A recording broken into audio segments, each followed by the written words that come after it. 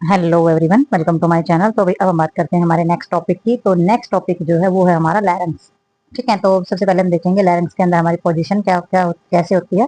तो लैरिंक्स जो है वो हमारा वॉइस बॉक्स है। ठीक है, वॉइस यानी कि जो आवाज निकलती है, तो ये हमारा शॉर्ट यानी कि एक छोटा रास्ता होता है और ये कनेक्ट होता है लैरिंग और फेरेंक्स विद ट्रैकिया। ठीक है, तो ये हमारे जो लैरिंक्स होती है फेरेंक्स के साथ जुड़ी हुई होती है और ट्रैकिया के साथ ये जुड़ी हुई होती है। ठीक है, it is also in an air passes. तो ये भी क्या होती है, एयर पास करती है। जैसे कि हमने पहले फेरेंक्स के बारे में पढ़ा था ना, एयर पास करती है। इसी प्रकार से जो हमारी लैरिंक्स होती है वो भी एयर को पास करती है। और ये एक्सटेंड यानी कि जो फैली हुई होती है, इसकी जो रूट्स होती है हमारी टंग्स और ट्रैकिया तक फैली हुई होती हैं। In the adult male it lie in front of the third, fourth, fifth and sixth cervical vertebrae, but in children and in adult females it lie at a higher level। तो इन्होंने बताया कि adult mail के अंदर ये हमारी फैल्किस के सामने होती है, तीसरी, चौथी, पांचवी और छठी सर्वाइकल वर्टिबल्स जो होती है वहां तक ये हमारी पाई जाती है। तो वर्टिबल्स कर्व के बारे में तो हम पढ़ चुके हैं। तो सर्वाइकल वर्टिबल्स के सामने ये हमारी पाई जाएगी, परंतु जो बच्चे होते हैं उनके अंदर ये हमारी कैसी होती है, adult females it lie an higher level. लेकिन बच्चे के अंदर और जो फीमेल्स होती हैं एडल्ट, उनके अंदर ये ऊपर की तरफ यानी कि हायर लेवल पर यानी कि ऊंचाई पर पाई जाती हैं।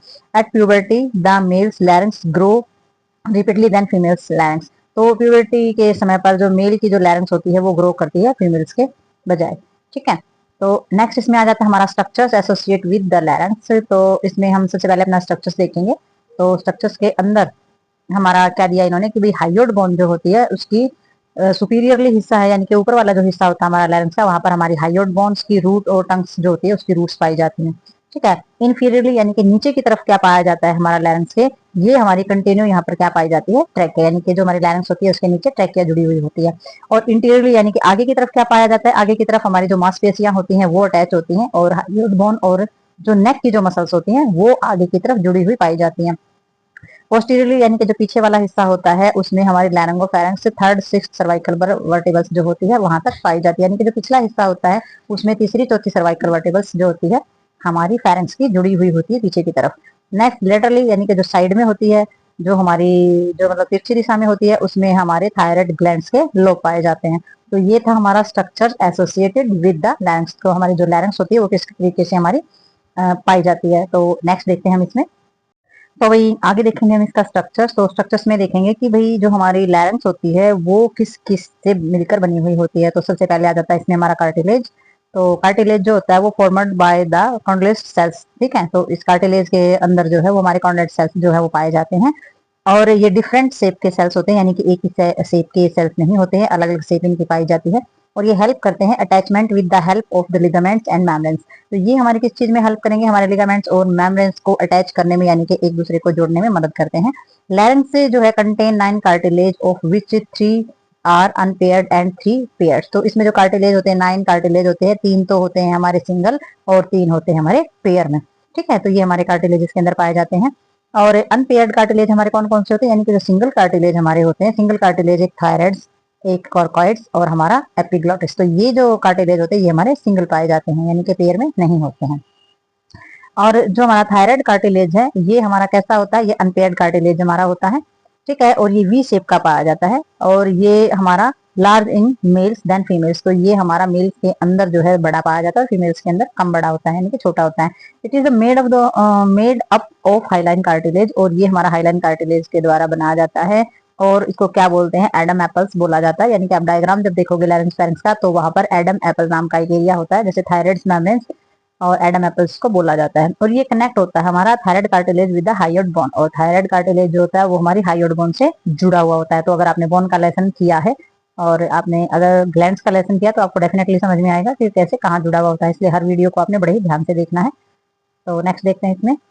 तो भैया अभी अभी हमने देखा है कि भाई लैरिंक्स जो होती है उसकी सिचुएटेड कंडीशन हमने पढ़ी है कि कहाँ होता है और क्या क्या चीजें उसके सुपीरियर, इंफीरियर और पोस्टीरियर, इंटीरियर मिलती हैं। तो इसमें हम थोड़ा सा डायग्राम देखेंगे और ये डायग्राम जो है ये पीछे का डायग्राम है, लैरिंक्स व्यू फ्रॉम बिहाइंड।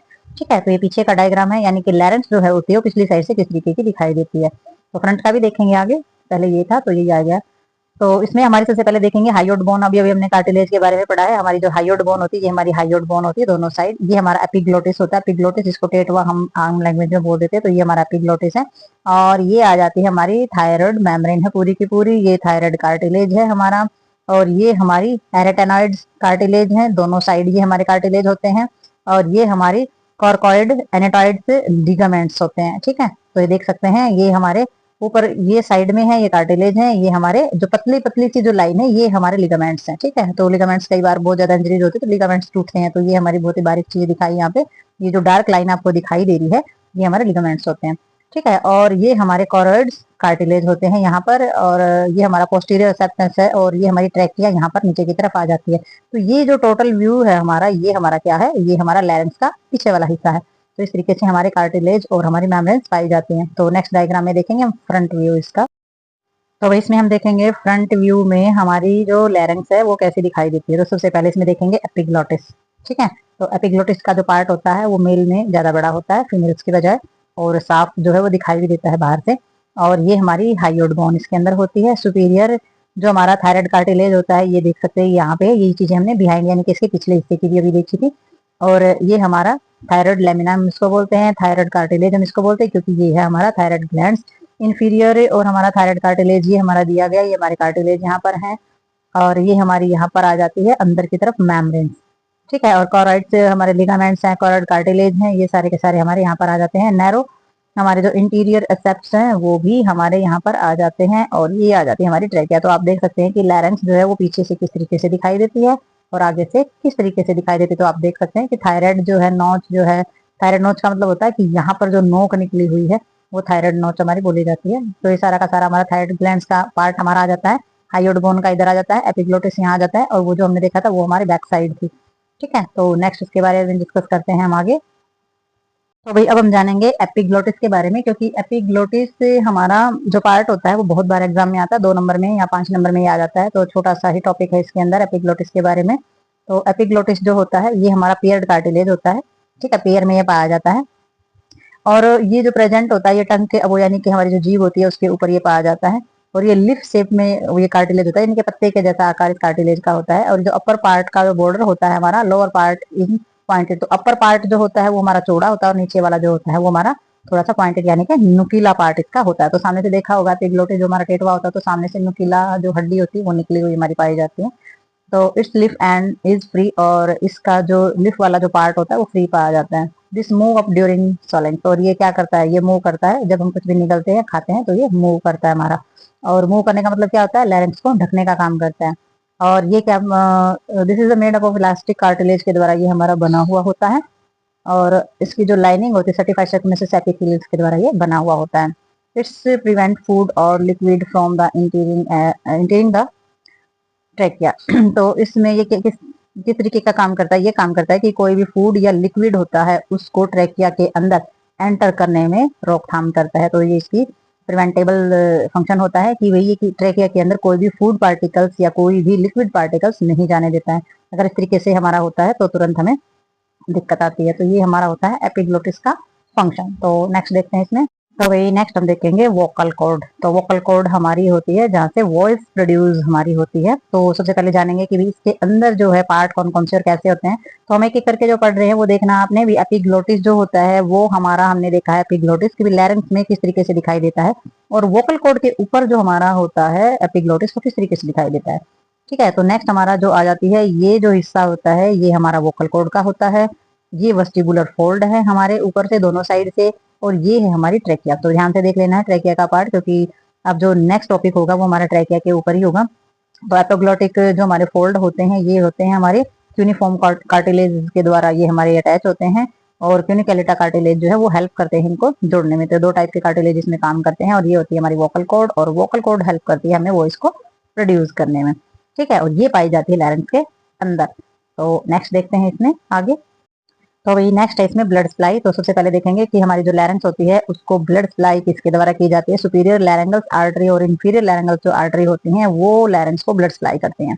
ठीक है, तो सुपीरियर यानी कि ऊपर वाली, और इंफीरियर नीचे वाले हिस्से से जो हमारी लैरिंगल आर्टरी जाती हैं वो लैरिंक्स को प्योर ब्लड की सप्लाई और ऑक्सीजन देंगी। और ब्लड जो ड्रेन किया जाता है वो हमारा सुपीरियर थायराइड वेन और इंफीरियर थायराइड वेन के द्वारा, यानी कि लैरिंगल्स आर्टरी के द्वारा ब्लड भेजा जाता है, और हमारे थायराइड वेन के द्वारा ब्लड को कैरी किया जाता है। तो ये थी हमारी इसकी ब्लड सप्लाई।